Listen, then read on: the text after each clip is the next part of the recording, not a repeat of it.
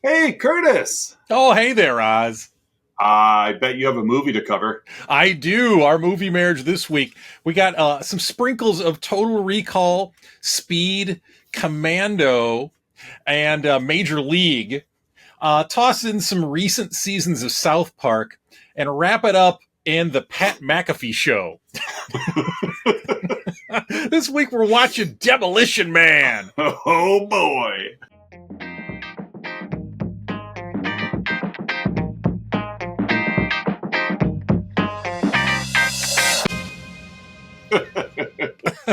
Pat McAfee show. Pat McAfee show. Oh, Why not? It's like libertarian nonsense. You know, I'll get to it a little bit later, but could we have thrown in some Old Boy?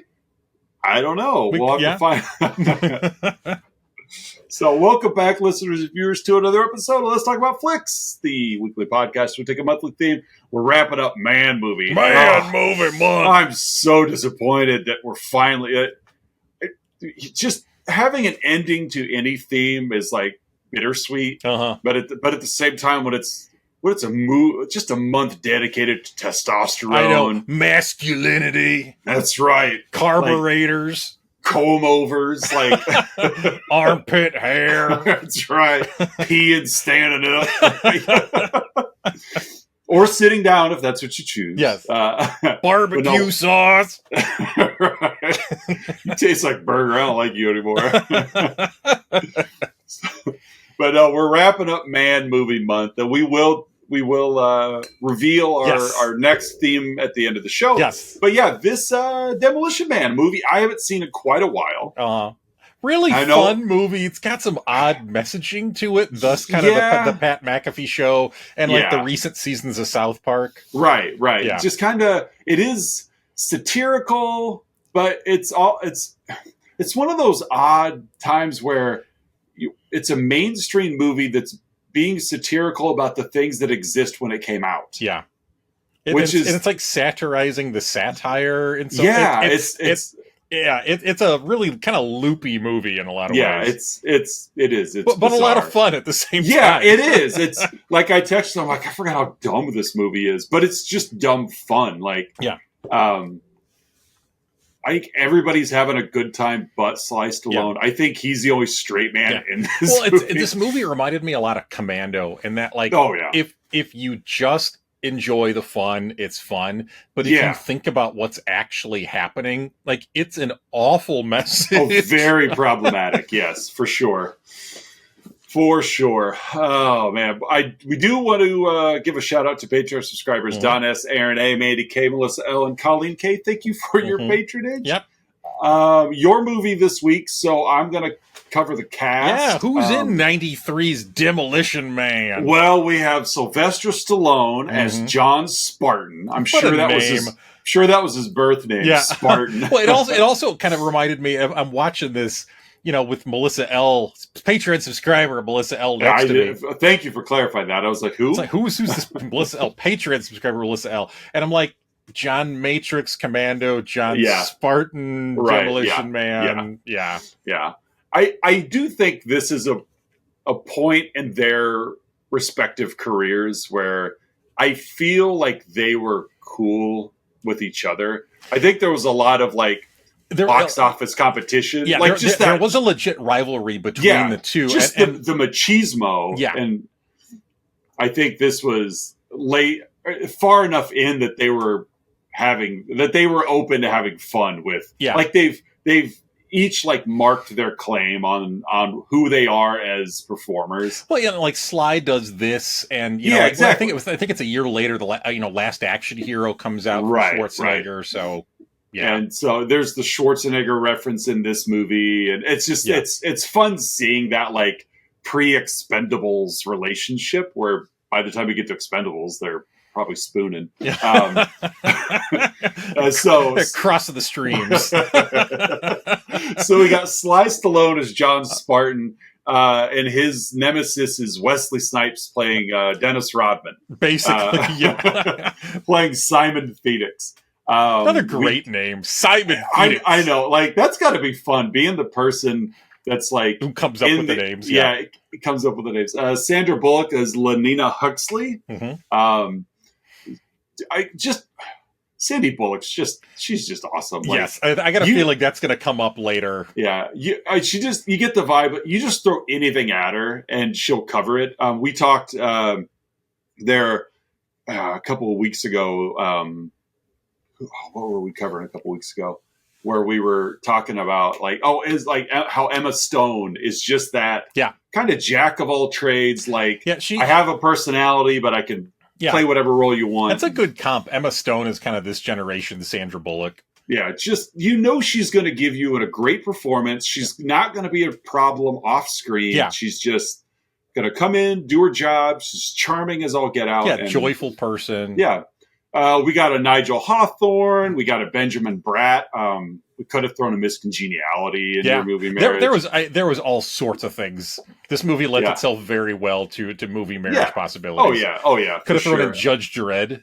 Oh, easily. With the Rob Schneider connection. Rob Schneider as Judge Dredd. I'd watch Rob Schneider as Judge Dredd. I would too. Dennis Leary playing Edgar Friendly. Playing Dennis Leary. Exactly, playing Dennis Leary. I left it out of my bads, but that was almost one where I'm like, you clearly brought him in to add to the commentary on social blah blah blah. It's basically it's just his stand-up act. Exactly. There was that bit where they just threw some dirt at him and all right, now do your stand-up. Where he meets Spartan that first time and then just everybody shuts up so he can go Dennis Leary, and I'm like, ugh. But I let that go. Bill Cobbs, the great Bill Cobbs. Yes, Bill Cobbs. Glenn Shaddix, David Patrick Kelly with an uncredited role. Jesse Ventura as Adam. I love that his name's just Adam. Jack Black's in this movie. Yeah, I spotted him too. Yeah, he's one of was it the Scraps down there? Yeah. Wasteland Scrap number 2. Rob Schneider is uncredited in this movie. Schneider is a carrot.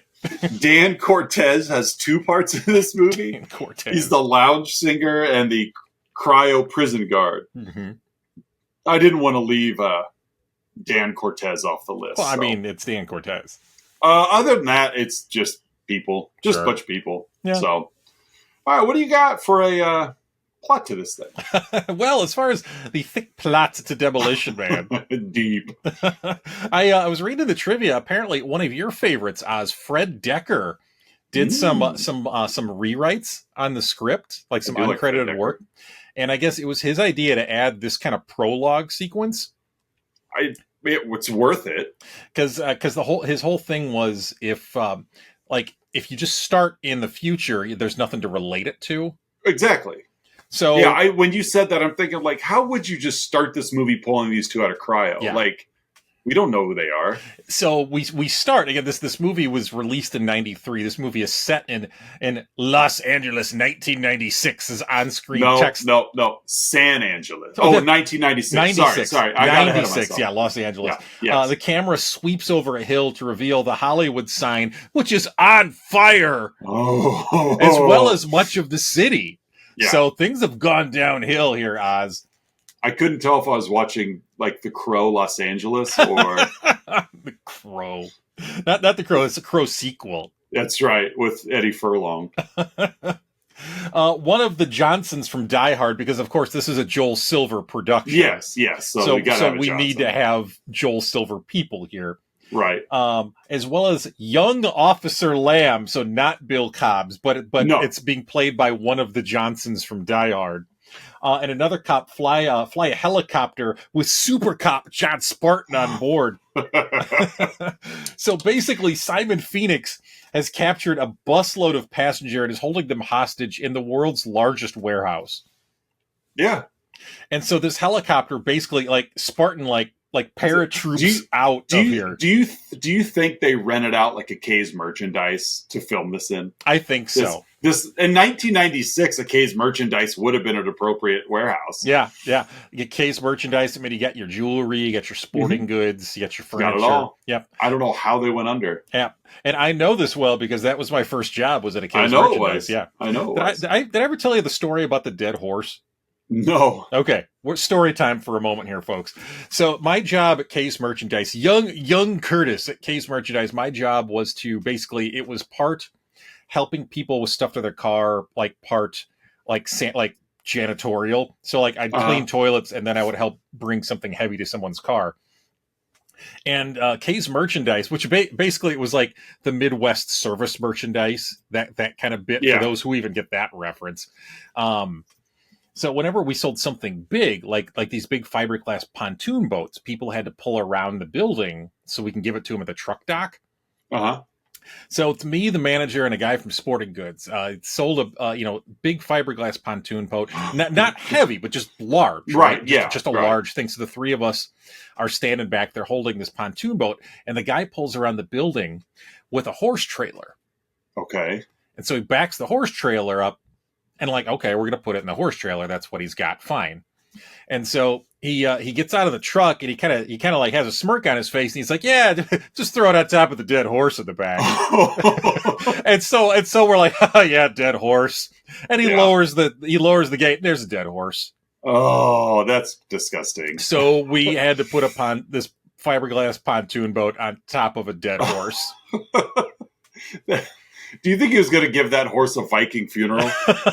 I'm guessing that's what it was for. Just going to push it out into the Kankakee River. Dump a bunch of light, just spray some like backyard grill grade lighter fluid on it. Yeah, he also picked up a bow and arrow set while he was in there. I was wondering what the bow and arrow was for as well. So after John Spartan loads a fiberglass pontoon boat on top of a dead horse, he basically, I said paratroops, but it's more like he bungee jumps out of this helicopter from a helicopter's height as he yells, as soon as he jumps out, Phoenix.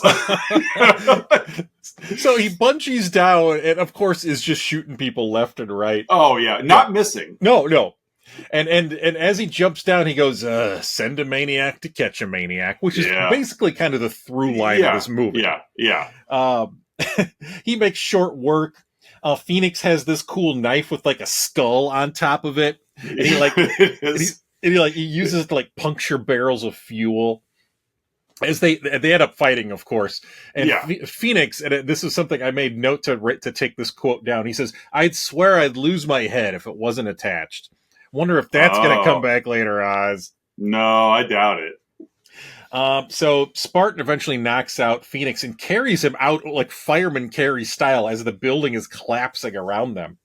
Outside, Spartan is reprimanded by his superiors. We get a little Dirty Harry moment here as well. I'm tired of this Demolition Man stuff. As Phoenix is arrested, the cops discover the bodies of the hostages. Mm-hmm. Spartan thought that he checked everything and that they weren't on site there, but it turns out that because Spartan charged in head first and this building blew up, he's guilty of manslaughter. Right. Well, with testimony from Mr. Simon Phoenix himself. Yes. I told him they were there, and he didn't care. Yes, like, trustworthy testimony of Simon Phoenix. I told him. So not only is Simon Phoenix arrested, but Spartan is too. I told him. He didn't listen. I told him they were there. And then that's when we get the opening credits, Oz. We're about 7 minutes in. And of course, as I said before, it's a Joel Silver movie. So this movie is full of Joel Silver isms throughout. Yes. Spartan is marched to cryo jail for the 70-year sentence. So basically, this cryo jail, they dunk you in this like fluid. Yeah. And then they take you to see Jabba. Yeah.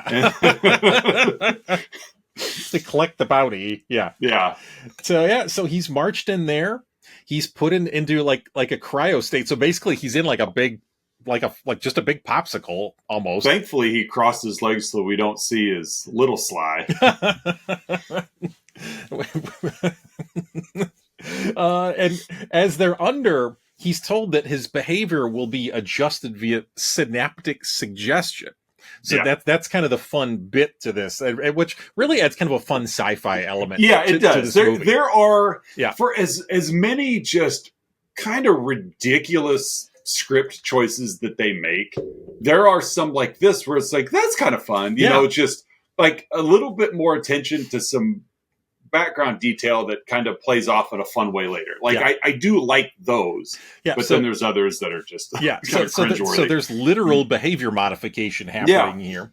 And then he's put naked in a clear container and flash frozen so that he can be a prop at Planet Hollywood. Yep. We then cut to the future. We cut to August 3rd, 2032. Which as the time of this recording is about 8 years in the future still. Exactly. Yeah. So we're 8 years away from this future. We got a lot of work to do, but thankfully already no one out pizzas the hut. So we meet Sergeant Huxley, Sandra Bullock, as she calls Warden Smithers, who actually is the same character as like this junior warden who froze Sly earlier. Yeah. She's complaining about the lack of stimulus that basically all of society has right now. We see Smithers use a retina scan also to get access to exit the cell block to go to a parole hearing. Yeah, that won't come back either. Of course not. We cut to outside a building sign labeled Ethical Plaza is tagged by this like electronic like spray paint device. Yeah. Yeah, and it's basically like a spray paint sprinkler system. Basically, like one of those like phew, phew, phew, phew, like with the arms moving everywhere. Exactly. And it's spray painted life is hell. Yes. The sign has an automatic cleaner, so it cleans itself, and a camera emerges as we hear in Dennis Leary's voice as Edgar Friendly, food, glorious food. That's what I say every time I go out to dinner, by the way. Ooh, food, glorious food. Food, glorious food. All praise the food. And then I just go on a one-breath rant like Dennis Leary. Yeah, exactly. Then a libertarian rant. Huxley pulls up, as you mentioned before, to the San Angeles Police Department. So again, now that we're in the future, Los Angeles, is it Santa Barbara and San Diego are all one big mega city now. Yeah. She greets Officer Irwin, played by Rob Schneider. Rob Schneider. Rob Schneider is a stapler. Copy boy. Another officer notifies her that not all is serene. There was a graffiti incident, and she wonders aloud why all cars weren't put on notification. Again, I'm mentioning a lot of details that don't really have much to do with the plot, but this movie does a solid job of laying down the environment. They do. I will give it credit where credit is due. And they do, like, pun intended, paint that picture for us. Yes, well said. And I feel like it's important to mention this stuff because it really sets the tone for this movie. And the community and culture is almost like a big supporting character in a way that they lay things out in this movie. Huxley is reprimanded by Chief Earl for longing for the chaos of the vulgar 20th century. So basically, she likes to research history. And, like this pre-serene, this pre-utopian environment that's been established there. As she sulks away, she mutters a curse word and is fined half a credit for her language by an automated system. Officer Garcia Benjamin Bratt checks on her and gives her a hard time for all the 20th century paraphernalia in her office, including a Lethal Weapon 3 poster. Yeah, and a blood sugar sex magic poster behind her desk. She also has one of those like exploding snakes like snake in a can that he opens up. and she tells him what I wouldn't give for some action. So again, I wonder if that's going to become a thing here. I doubt it. She'll have no part in what is about to come. No. And he's like, I hope not. I will say, Benjamin Bratt gave a fun performance in this movie, too. As like the antithesis to Huxley. Right. Like they both, they're both cops. They both want to help people. But he's just, he's straight-laced. Like he is. Yeah. He's very content with the with the piece that they have right now. Cut to Simon Phoenix being brought before the warden for his parole hearing. Simon is now speaking Spanish, and he somehow knows the verbal command that like overrides the computer that releases him from his restraints. Yeah. He then utters, "Simon says die," as he kills 2 guards with his new physical skills. He's got a lot of them. He does. Like Sly took him out pretty easily earlier in the film. Like once he was able to disarm Phoenix, like he took him out pretty quickly. Yeah. He then uses the warden's removed eye on a stick to open the retina scan. So as opposed to just hauling the warden's body over, he plucked his eye out, which again I thought was kind of fun. Yeah, it was fun. Back at the police station, the cops are panicked of a 187 code. But they have no idea what it is. Yeah, they've never heard this. They don't know what it is. There were a lot of things that bothered me about this scene. Primarily, and I love Bill Cobbs, but Bill Cobbs, like Zachary Lamb, comes from the past. So when everyone's standing around like 187, what is a 187? Like, he knows, but he just sits there the whole time. Like, there's been murders going on, and he's just almost sitting there like, I'm going to let these guys figure it out on their own. Which is exactly how police should work. Exactly. I'm going to sit back and let them figure it out. Let these rookies cut their teeth on this. Like, so it's 187 is a murder, death, kill. An MDK. So Lamb catches them up, and he immediately figures out it's Simon Phoenix. He just knows, because again he's almost proud to know. Like, that's old Simon. He's digging his thumbs into his suspenders. I say it's Simon Phoenix. Simon Phoenix. He's from back in my day. I may be a simple country lawyer. Foghorn Leghorn. Exactly. They can't track Phoenix because they didn't chip people in the 20th century. So everybody nowadays is chipped. So everyone is low-jacked. Huxley gets a quick fix on the vehicle, though, that Phoenix is using, which impresses Earl, because everybody else, like, they're just slack-jawed. Oh, just dumbstruck. Like, almost in a state of shock. But she she immediately jumps in and figures out we can't track him, but we can track the vehicle that he stole. Huxley celebrates her achievement by saying "glorious" and then gives like a little like shoulder giggle. Yeah, it's a little like Irish jump and knock her heels together. Like, she's so proud of herself. I even put in my notes to self here. Sandra Bullock is the best. She's so good in this movie. Yeah. Garcia and Irwin celebrate via a non-contact high five, in which they put their hands near each other and then like circle around. Yeah, like they're trying to loosen the rind on an orange. Yeah, like they're like wax on, waxing off with each other's hands. What?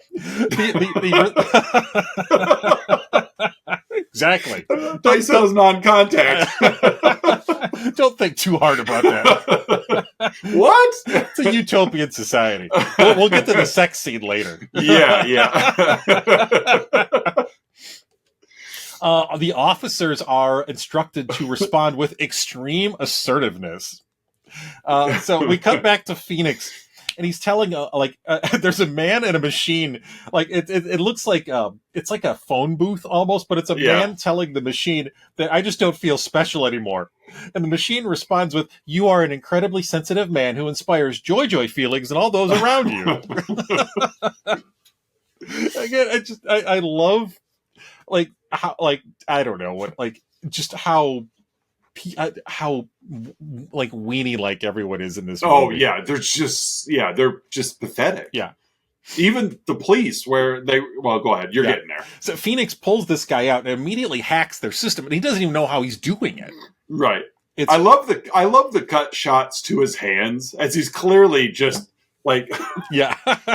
fake playing piano, basically, like he's playing piano on his dashboard. He's like, oh. And Wesley Snipes had a good time with this. Oh yeah, he did. Yeah, Wesley Snipes had a lot of fun. There's an implanted thought in his head that tells him to kill Edgar Friendly. So clearly, this is kind of the first. Like, because Phoenix is like, where did I get these martial arts skills? Yeah. Where did I get these computer skills? And I know kung fu. Nunchuck skills, computer hacking skills, bow staff skills. So he starts He researches how to get guns, and he curses. The computer finds him for violating the Verbal Morality Statute. 6 officers then surround Phoenix. The lead officer asks a device he has how to approach, and is offended when the maniac has responded with a scornful remark. Right. When Phoenix talks back to him. Yeah. Then say it again and add, or else. That's like calling Marty McFly chicken. Yeah, exactly. You talking to me? Yeah. It really gets Phoenix's attention with the or else. Yeah. So Phoenix, of course, quickly takes all of them out. Irwin back at the police station says, "We're police officers. We're not trained to handle this kind of violence." We then cut to the real villain here, Oz, Dr. Raymond Cocteau, played by Nigel Hawthorne, decrying Edgar Friendly's actions. Cocteau is talking about the Scraps, this group of people who live underground and refuse to conform to this utopian society that he established several years prior. Associate Bob, who's basically the guy from Beetlejuice. Yeah, it's Otho. Yeah, tells him of Phoenix's escapes and antics. Cocteau's not surprised. Back at the police station, Huxley asks Lamb how they stopped Phoenix in the 90s, and he said, one man did it. John Spartan. John Rambo. So Lamb says Simon Phoenix is an old-fashioned criminal. We need an old-fashioned cop. So, yeah, we cut the Spartan. Yeah. We cut the Spartan being cut out of the ice by lasers. Yeah. Which I thought was kind of cool. Yeah, it's kind of cool. Yeah. Huxley tells Spartan he's been out for 36 years. He asks about his family, and his wife, her light was extinguished in the big one of 2010, which was the earthquake. I do like the little seeding of history. Yes. You never get the full story and everything, which I also enjoy about this. Right. Like, as much as we love RoboCop, those are some of the weaker scenes. Actions, obviously, it takes away from the action where they're showing us RoboCop's history, like what happened to his family, those memories, which is fine. Like, it fits that movie perfectly. But like you're saying, just exposition those comments away. We don't need to go back and see the big one. And so Huxley and Garcia tell Spartan about Phoenix. It says there's been no deaths of unnatural causes in San Angelo in 16 years. He asks for a cigarette, and she's like, "Smoking's not good for you." It has been deemed that anything not good for you is bad. No contact sports, alcohol, drugs, anything spicy, dirty language. Yeah, exactly. So back at the station, Spartan emerges from the bathroom and directly high fives, makes physical contact with another officer, and tells Huxley, "The bathroom's out of toilet paper. There's just a shelf with 3 seashells." And they just laugh at him. Like, and Irwin and Rob Schneider doing his best Rob Schneider. He doesn't know how to use 3 seashells. Making copies. Sorry, wrong set. Yeah, exactly. Spartan recognizes and greets Lamb as the others observe, and they high five each other, and they're kind of like giving each other a hard time. And Garcia says they seem to be friends, but he speaks to him in the most profane manner. Huxley says this is how insecure heterosexual males used to bond. Which I enjoyed. Sandra Bullock. Yeah. So again, this movie has it tries to take on masculinity. I might bring that up later as well. Spartan goes to the digital swear jar and just curses at it repeatedly to get fine papers so that he can go back in the bathroom to wipe his butt. I'll be back. So my guess is that he walked out of there with a dirty butt. I mean, what else is the explanation? Because he sat down, it was like, "You guys are out of toilet paper," which to me says you went. Yeah. You couldn't figure out the seashells, but you went. Got dressed, came out with like peanut butter in your carpet. Peanut butter in your carpet. Chunky, by the way. Yeah. He's been out for a while. Now I'm going to go clean up. Like, that's really gross. It would have been better. He walks out and everybody else is like, you. Oh, everybody just faints. Like, because he walks past. Man, the 20th century, they were barbarians. Oh, wow.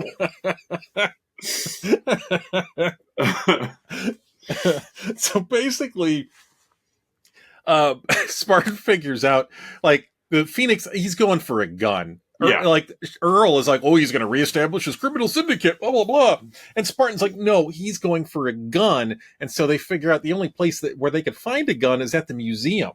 Right. So we cut the Phoenix entering the museum. Exactly. And he enters the Hall of Violence from the late 20th century. By the way, if I ever establish a museum, Oz, that's going to be the marquee wing, is the Hall of Violence. The Hall of Violence. The Hall of Violence. That's fair. That's fair. Yep. So Phoenix, he's trying to break into this like display with these weapons, and as he's kicking at the plexiglass, a museum curator walks up and says, "What seems to be your boggle?" Phoenix then does the math. He's like doing the math out loud, like the weight to velocity ratio. Yeah. So basically, he figures out he could throw the guy through the glass. Yeah, and so that's how he gets in there and gets all sorts of weapons, including a magnetic accelerator gun. On the way to the museum, Garcia, Huxley, and Spartan are listening to the radio, and because again, it's a utopian society, the most popular station on the radio just plays 20th century commercial jingles. As Garcia and Huxley are singing along to the Armour hot dog song. Oh, they're loving it. Oh, yeah, they're having a great time. Yeah, it's their favorite song. It is. It'd be so awful. So they get to the museum. Of course, they get, Spartan enters. He gets a gun. There's a big firefight between them. Simon says, "Bleed." Oh God, there's another fun bit where they end up there's a display there that's like the 20th century in ruins or something like that. Spartan grabs a television and hits Phoenix with it and goes, "You're on TV." The one-liners in this aren't bad. Yeah, there's some just stupid one-liners. Yeah. Phoenix eventually gets away. Outside, though, Phoenix runs into Dr. Cocteau and Bob, but he can't kill them. He his mind won't allow him to kill them. Right. He tries. Yeah. And Cocteau just tells him, "Don't you want to kill Edgar Friendly?" Right. And Phoenix is like, "Yeah." He's holding a watch in front of him. One of those spinny things. Exactly. Look into this. Woo. You're hypnotized. So Huxley, they're celebrating their victory afterwards. Huxley tells Spartan, "Phoenix has finally matched his meat. You really licked his..." She sells this so well. Oh, yeah, she's so perfect in this. Yeah, and so in honor of rescuing him, saving him, Cocteau invites them, Spartan and Huxley, to dinner at Taco Bell. See, version I watched was it Pizza Hut? Was it Pizza Hut? It was Pizza Hut. So we watched different versions. Yeah, which is fine. I mean, I think this was the only change, or one of the only changes. And I was reading the trivia that this was, because I've seen the other way around. I've seen it as well, and it was changed to Pizza Hut for non-American markets. Because I watched the international. Look at me, all cultured. International version. That's right. But in the version I watched, it's Taco Bell. In the version you watch, it's Pizza Hut. Either way, it's fun. It's the same. That's why my "no one out pizzas the Hut" joke landed earlier for absolutely no one except our international crowd. I did catch that though. So back at the, Huxley's telling him that the only, of course, Spartan's like, "Taco Bell?" Right. And Huxley's like, "Well, the only restaurant to survive the franchise wars," which again, I love that they don't tell you anything about it, but it implies that there was some huge, capitalistic thing that went on here. I think it's also interesting to show the amount, where Hollywood goes to appease their markets. Like you said, you watched Taco Bell, I watched Pizza Hut. This wasn't just a dubbing of one word over the other. It was different takes. Yeah, it was complete. Okay, redress the set. Yeah, we have to do this whole take again, but say Pizza Hut instead of Taco Bell. Yeah. Now we're going to do the White Castle version. Exactly. For the British market. Yeah. And she tells him, now all restaurants are Taco Bell or Pizza Hut, depending on which version you're watching. Yeah.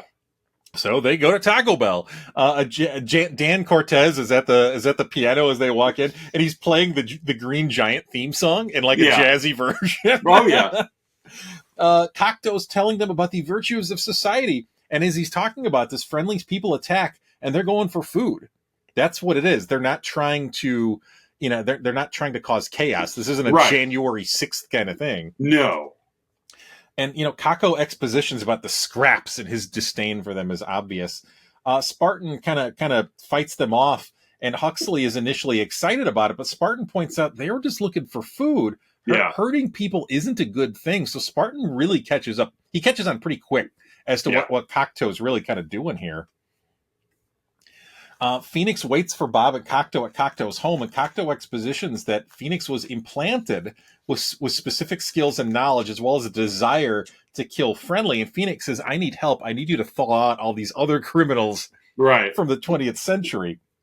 Huxley then takes Spartan back to her home. She got him a place down the hall. Huxley's place is filled with 20th century nostalgia stuff, kind of like her office. Yeah. She asks, do you want to have sex?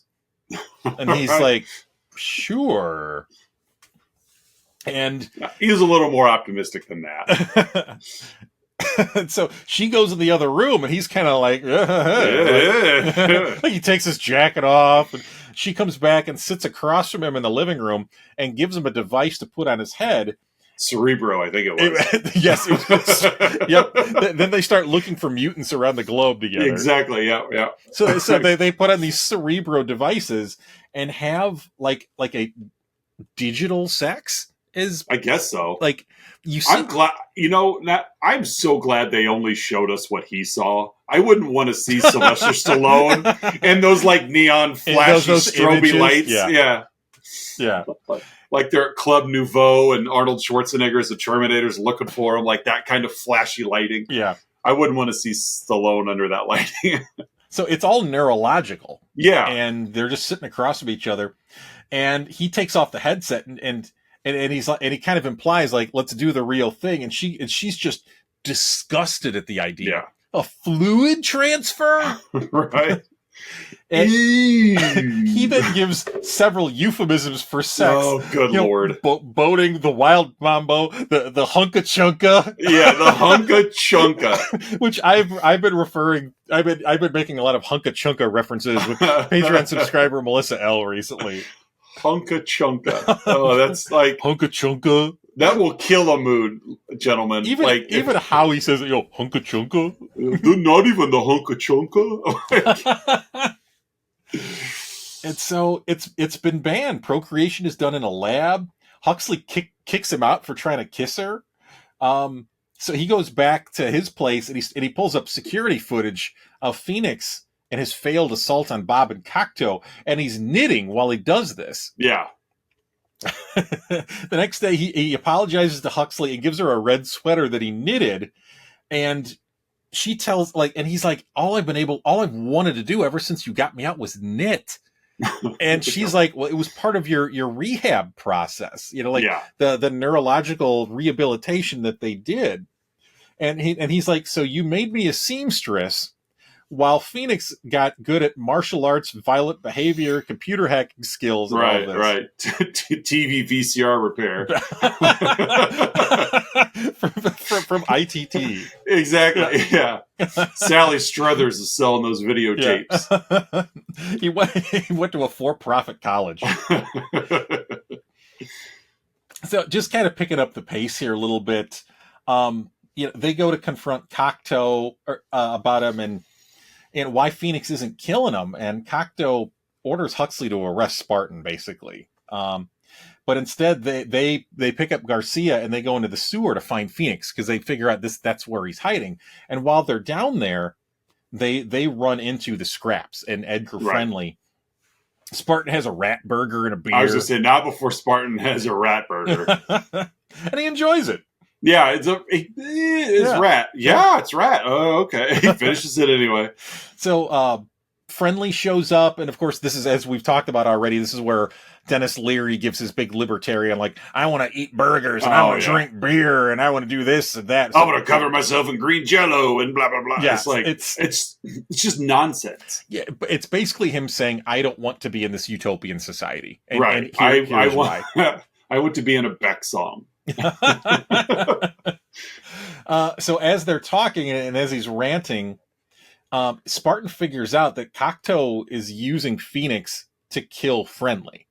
Yeah. So because Friendly is the thorn in Cocteau's side. So basically Phoenix with all of his defrosted guys, they get the jump on him down there, or get the drop on him down there. There's a big firefight down there in the scraps environment.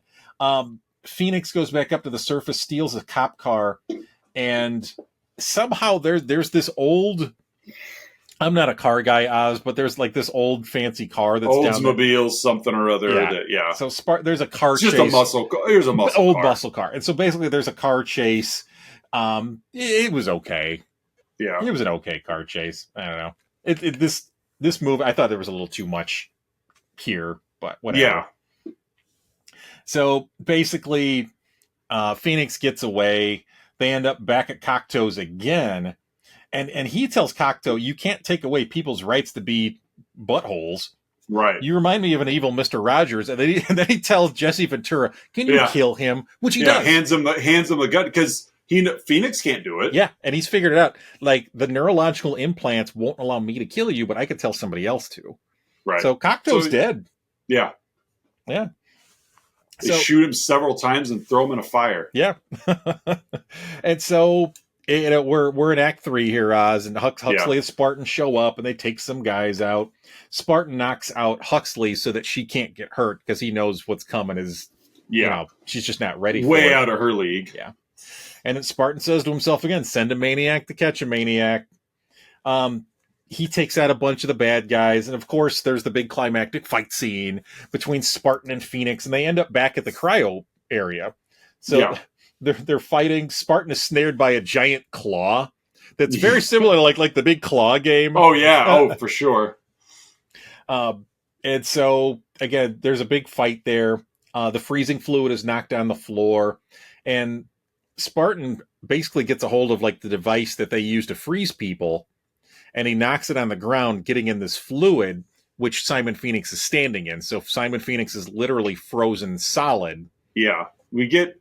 It's the spy versus spy version of the opening of the film, where John Spartan is standing in a pool of fire. You've got Phoenix standing in a pool of ice. Yep. And this time, Spartan, he jumps back up on the claw, and again, referencing the beginning of the movie where Phoenix said, if my head wasn't attached, I'd lose my head if it wasn't attached. Spartan kicks Phoenix's frozen head off, and it just shatters into a million pieces. I didn't like the physics of that scene. Yeah. He kicks his head off, he kicks his head off. His head hits the ground from neck height, bounces once, and then when it lands after that first bounce, then it shatters. Yeah. Shatters in a big red mist. It shouldn't have bothered me, but I'm like, it fell from a much higher height and landed and didn't. Like the second bounce was a fraction of the height of the first bounce. It's a good thing that was the only thing in this movie that wasn't believable. It really took me out of the entire film. Like, as I'm watching this, I'm like, we got a lot of work to do in the next 8 years, but I think we can get there. We can get there, yeah. And, everything else in this movie is plausible. Yes, but the physics of what's to come out of bouncing frozen head was just not there. Outside, Spartan tells Earl and Friendly Cocteau's dead, but so is Phoenix. And Earl just panics. Cocteau's dead. He was the leader of our utopian society. What are we going to do?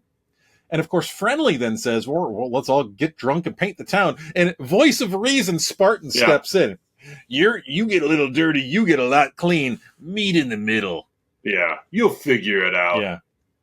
Spartan then dips and kisses Huxley. Oh my, are all fluid transfer activities like this? Better. Yeah. And then he spits in her face. Spartan wonders aloud to Huxley how the three seashells work as credits roll. And Oz, my friend, that is 1993's Demolition Man. What a movie. Yes. So, hey, folks, at this point in the show, Oz and I each give our own unique rating to the film we've been yapping about, Demolition Man. Hey, Oz, how would you rate this flick? I'm going to give this 4 Rob Schneiders. 4 Rob Schneiders. Rob Schneiders, a head of lettuce. What are you giving it? I'm going to go with this movie's going to get 77 hunka-chunkas. Hunka-chunka. Hunka-chunka. Why not?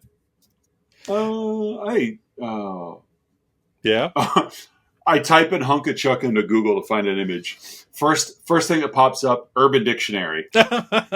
So it is a euphemism for sex. A slang term for sexual intercourse without withdrawal at the point, blah, blah, blah, made popular by the film Demolition Man. Of course. Hunka Chunka? It's also a candy bar. Ironically, from the Friendlies brand of chocolate. It's called the Hunka Chunka PB Fudge. What do you know? It's an ice cream bar. This Demolition Man, how prescient. I'm telling you, it's coming up. 8 years from now. That actually looks delicious. Speaking of. It's like 3 scoops of like peanut butter ice cream covered in like a chocolate lava cake. Ooh. With peanut butter sauce, whipped cream, and chocolate chips and a cherry. Like, I want one of Deal those. me in on a Hunka Chunka. That sounds amazing. We should get a Hunka Chunka together. You want to go Hunka Chunka, Oz?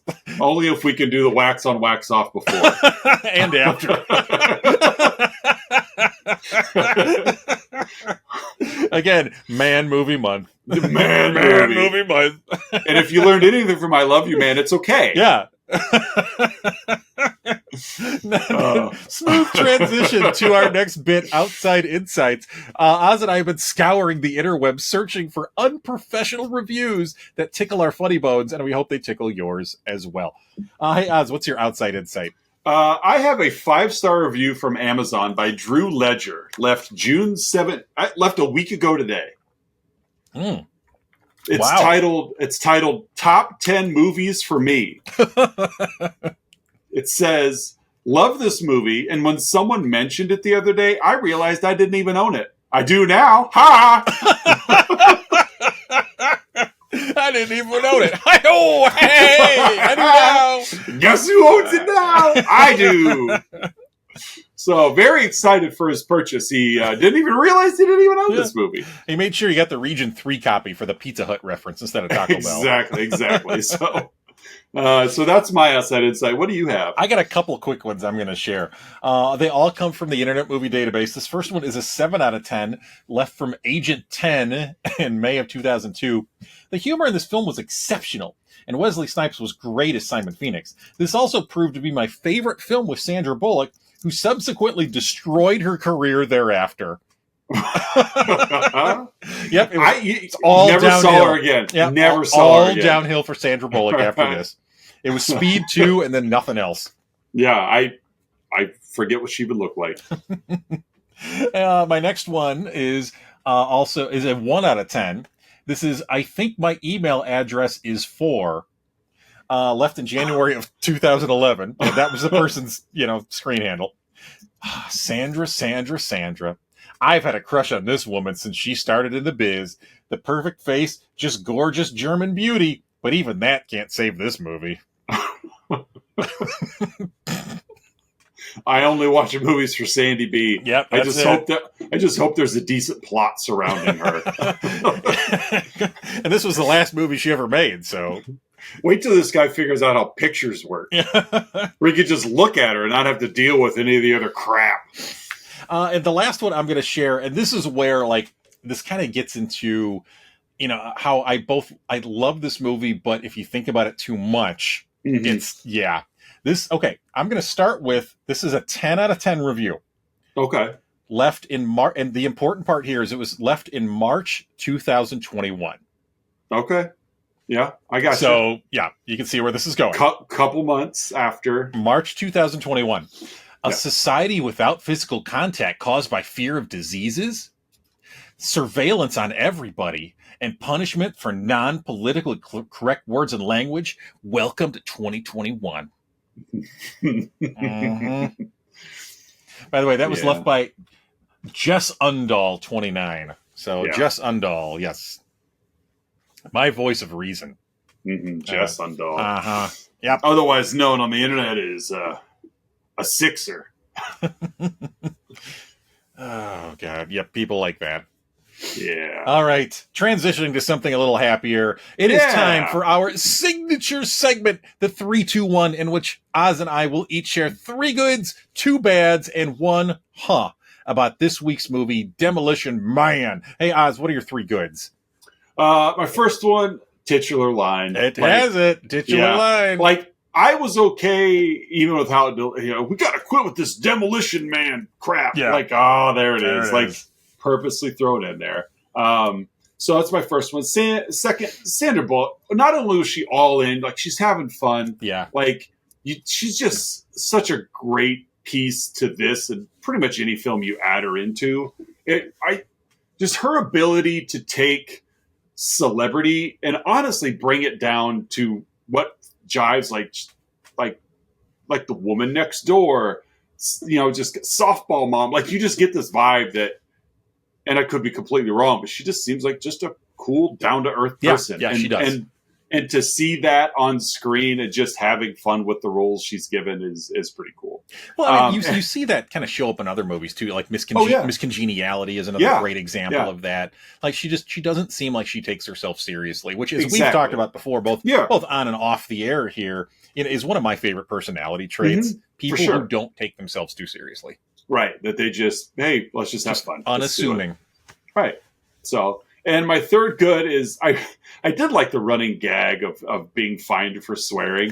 Whenever someone, especially if they were around a building, you'd hear a swear. Someone would swear, and then off in the distance you'd hear, as there as it's John Spartan. You are fined 1 credit. Yeah. So I did get a kick out of that. It was one of those that it was funny at the beginning, and then it worked its way back to being funny when it's like happening out in the plaza. Yeah. And I liked how they did it, where it was the obvious joke the first and second time it happened. Right. But then it became just background noise. Exactly. So there was a continuity aspect of it where they didn't forget about it. And it's not like they're out in public and now he's swearing and it just goes away. Right. Yeah, exactly. Yeah, you just heard it in the background, which I thought made it even funnier. Yeah, I did too, and that's what I really liked about it was when it got to that background continuity piece. I enjoyed that. Yeah. So those are my 3 goods. What do you got? My first. Let's see. I'll start with my first good is actually I'm just going to mention a moment.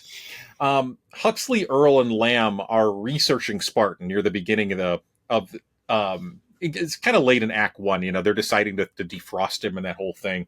And they're researching him and they come across video footage back in his heyday, back in the mid-90s. He's carrying a little girl out, like he just rescued this little girl and he's got her on his shoulder and they're walking out. He's bruised and bloodied and greasy and sweaty. And a reporter walks up and asks Spartan, how could you destroy a $7 million mini mall for a girl who only had a $25,000 ransom? And the little girl who's sitting on Sly's shoulder just turns to the reporter on air and goes, "F you, lady." It's like economically it didn't make sense. Yeah. Why did you do that, John? I don't know what it was. That moment, I just built it up to be something it's probably not, but that moment just I don't know. It was fun. It was just a fun moment. Yeah. It had no purpose for being there. But that's the final footage that they had of Spartan. Of Spartan. Yeah. My second good, and we kind of mentioned this already, but I love how this movie, it just gives you teases of not only the history, but also how things work nowadays. And the 3 seashells is an obvious example of that. I've read theories about how the 3 seashells actually work. People have researched it. Uh-huh. And based on what's happening in the other technology around, here's how the 3 seashells work. But I love how they don't explain certain things. Yeah, exactly. You just leave it. Yeah. And so it's kind of the same thing about every restaurant as Taco Bell or Pizza Hut. They give you a taste. There's the franchise wars, but they go to sit down and it's this elaborate restaurant now. But how did it really get to become that? And my last good, and this is it's more of a good than a bad. It doesn't completely succeed in this, but this movie tries to take on toxic masculinity in some ways. It mentions earlier in the movie as Spartan and Lamb are getting caught up, and they high five each other and they're kind of ribbing each other, and Garcia's like what's happening here, and Huxley's like, well, this is how men overcame the like homoeroticism, to express love for each other or something like that, and it. The whole knitting angle of it was another good example of that. So it tries kind of take it on in a statement. I don't think it completely succeeds. No, not. It's like they were making a toxic masculinity movie and then trying to pepper in the seasoning. And it's like, when you got a couple of messages there, but then when you start with a fight and you end with a fight and there's fire and there's guns and it's like, and then you got Sandra Bullock and I get it. I agree with you 100%. It's so it tries to do it, and that's probably going to lead into some bads here, but where some of it landed. I'll just say that. She was the character. We made a Commando reference earlier. Mm-hmm. It's like when Radon Chong hits the deck when Schwarzenegger and Bill Duke are fighting it out in the hotel room. Mm-hmm. And at one point she dives down and she's just like, I can't handle this psycho macho BS. That's right. Yeah. Good memory. As they're like literally just slugging each other, shoves them into a room, and there's a lady topless just jiggling all over the place. It's like topless 80s woman. But it's like, so, and even in that scene, Radon Chong's comment, it just disappears. Yeah. Because it's like, you've got this real tiny slab of beef and these giant, like brioche buns. And it's like, there's a little flavor, but not enough to override what's really going on. So, Schwarzenegger is Austrian, not brioche. That's true. That's true. Those were his buns. Yeah. I think brioche is a region in Austria. It's just outside of it's a region in France, I believe. So the brioche region. The brioche region. Known for their bakeries. Where they only make buns. That's it. Only buns. Only buns. And they ship them over to U.S. Yep. And nowhere else. Nope. So those are my three goods. Hey, Oz, what are your two bads? My first was the writing device of just the overuse of descriptions. Yeah. Like murder, death, kill. And, it's like some of the choices for vocabulary were fun. Like, what's your boggle? Like, that was fun. But what's your boggle? But some of the others were just like, okay, we get it, and so just some of those I just found some of those just over descriptive phrasings just kind of annoying. Yeah. My second was, what happened to my wife? She died. No. What happened to my daughter? We don't know. No. You want to have sex? Yeah. Like hunka chunka. Yeah. Exactly. Let's do the hunka chunka. Like, and it's like, boy, what about your wife and daughter there? Yeah, he moved John that awfully fast. Right? Oh, an opportunity? I don't pass up opportunities. So that's my second bad, was just how willing he was to, let's do it. Like, yes, he did move on awfully fast. Yeah, there's a lot to process. Maybe he just got overwhelmed. It must have, but he was enjoying the cerebro sexual. He was like, and then whips it up and let's do the hunka chunka. Like, you were getting close there, Spartan. Like, maybe you should have finished that movie. Oh. Was that two?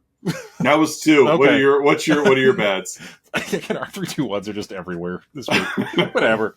Let's see. Let's go with. I'll start with Wesley Snipes. Again, easily could have been a good in this. Like, he had a lot. As we mentioned before, he had a lot of fun making this. Yeah, shoot a lot of scenery. Yes, he did, but it was fun. But he did. But there was one moment. I don't know why they left this in the editing. He's at the museum trying to get access to the guns. And he just starts making like racist Asian noises and like speech patterns. Yeah. Like, why in the world did they leave that in? I mean, bad on Wesley Snipes for doing that. I don't know whether that was scripted or not, but like, why? Like, this is a fun movie, and then you just throw in this blatant racism. I would like to think that it was scripted, only because you cast a couple of Asian actors to walk towards him. Like, I would think so, but I don't know. I mean, who knows? Way, either way, it was wrong. Yeah, it was wrong. Yeah. And then the other bad is just kind of the thing that we've talked about. I'll be just clearly overt about it. Like, this movie has some really bad messages to it. Mm-hmm. Like, peace is bad. Like social appropriateness is bad. Hungry people should be killed. Yeah. Like, and again, it kind of, and I, going back to the movie Marriage, like some of the recent seasons of South Park, South Park has taken it's always been pretty libertarian, but it's been a lot more just out there with its libertarianism lately. Uh-huh. And, yes, personal freedoms and all that, but when personal freedoms, becomes hate speech or discriminatory, like, yeah, that's bad. Yeah. And this movie kind of celebrates that, like Dennis Leary's big libertarian speech that he gave. It's like, yes, like this nation was founded on personal freedoms. But again, when those freedoms infringe on the rights and safety of other people, that's when it's appropriate and necessary for institutions to be like, no, we can't do that, or we can't have that. Right. So again, overall fun movie. But if you think about some of the messages here, and again, that's why like my hesitant good on the take on masculinity. That was a great Commando comp that you made earlier there as well. So those are my bads. Hey, Oz, what's your I've got two. In the beginning, why did the police captain believe a known criminal like Phoenix about the hostages? Like, yes, they died. Mm-hmm. Okay. And yes, Spartan missed it. But for the police chief to be ripping Spartan a new one, and then Phoenix being like, I told him. I told him. And him to be like, yeah, see, he told you they were there. There's a credible witness right there. Right. It's like, so that's my first tell. Like, you didn't question that at all? Like, they didn't investigate? Yeah. They just took his word for it. Especially after he said, you're under arrest, and then Phoenix starts laughing. Like, and then my second good is, my second is Lieutenant Huxley, Spartan's daughter, right? She fits the age. Yeah. There's so much here that we don't know what happened to her. She may not even know, but we tie a lot into, she's really into the era he left. Mm-hmm. Like, it's got to be his daughter. There's a lot of similar personality traits. Yeah, It's got to be his daughter. And so that's where I was at the beginning. I'm like, could have added Old Boy to your movie Marriage. Mm-hmm. Yeah, so that's my second, Yeah. Not that we needed to, but I was like, as I'm watching this, I'm like, I understand not explaining the 3 seashells. I understand not explaining the franchise wars, but you explained what happened to his wife, but not his daughter, leading us to believe that his daughter's out there somewhere. Mm-hmm. Somewhere. And it's got to be his daughter.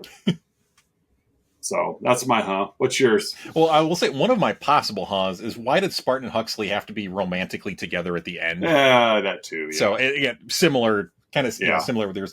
So mine is how in the world and why in the world did the Scraps put that classic muscle car in an elevator? I don't think they had it in the elevator. Did they I think back Spartan did he move it? When Phoenix jumped through the ceiling and Spartan yelled after him again, Phoenix! Yeah. As he's climbing the ladder, Spartan had made the comment of this place has an elevator, and then ripped that little piece off the wall to show like the controls.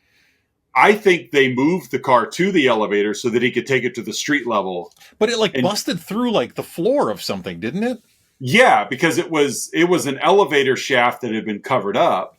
The Spartan found it underground. I think I do, because that's how Phoenix had climbed out. I think that he moved the muscle car to the elevator so that he had a car he knew how to drive. It's just that whole sequence was just off for me. Yeah. So yeah, how, why, where? Yeah, it's covered in concrete. It just busts right through. Oh yeah, yep. It's strong elevator. Yep. You could put at least 6 people in there. Had momentum. It did. So that's my And hey, Oz, my friend, that wraps up not only Demolition Man, but Man Movie Month. Yeah. We are going to kick off July 2024, the second half of the year. We felt complimentary. If we're going to have a man movie month, we have to have a lady movie month. Yes. So yeah, July of 24 will be lady movie month. So for the next 5 weeks. Yeah, 5 weeks. It's a 5-weeker, the way that we measure time. So every movie must have the word or a version of the word lady in the title. Yes, the word lady will be in the title. And we're going to kick off July 2024 with one of my favorite lady movies, Three Men and a Little Lady. Yes, we're not doing the Talk about toxic masculinity. We're doing the sequel to Three Men and a Baby with Three Men and a Little Lady. I will say, and I'll probably give the disclaimer to this for the next couple of weeks as well. I think Oz and I, we both believe, gender is definitely a spectrum. So, so we're just presenting, I guess, the ends of the spectrum with man movie and lady movie. You're right. Yeah, that's all. Yeah. And so, but we have some really fun movies planned for this month. Yeah, absolutely. So a lot of debate we had about which ones to include here. I would say this coming month has warranted more shuffling around than any month we've had so far. We could have easily done 2 months of lady movies. Yes. But we're going to bring it into one, and it has just as much diversity as Man Movie Month did. And so we're going to kick off 5 weeks of lady movies, lady in the title. So you will not, just as a disclaimer, you will not find Lady and the Tramp. Nope. It was on the list. It was originally. Yeah. What were some of the others that were on the cut? Lady Vanishes. The Lady Vanishes. Hitchcock, Lady in the Water was originally on there, and we switched that out for something else. Yeah. Coen Brothers Lady Killers. That's right. Yeah, that was the latest one that we switched out. Yeah. We had so there's 4 we left off, and there's all kinds of others. We debated even if we wanted to call Ladies Month or Woman Month. Yeah. And so we had a whole slew of movies ready for that too. But we opted for ladies because I wanted to fit in my favorite Three Men and a Little Lady. Yep. You just can't get enough Steve Guttenberg. I love me some Steve Guttenberg. And so, we will be back next week to cover the first of Lady Movies Month. Social media-wise, you guys can find us on Facebook, Instagram, and Twitter. There's a Patreon link down below if you want to join our Patreon army. Want to be one of some of our scraps. Run around green with a box of scraps. Changes things if you got a whole bunch of underfed people helping you out. So, but no, that's another week of Let's Talk About Flicks. We'll be back next week with Three Men and a Little Lady. I'm Oz. I'm Curtis. We'll see you guys then.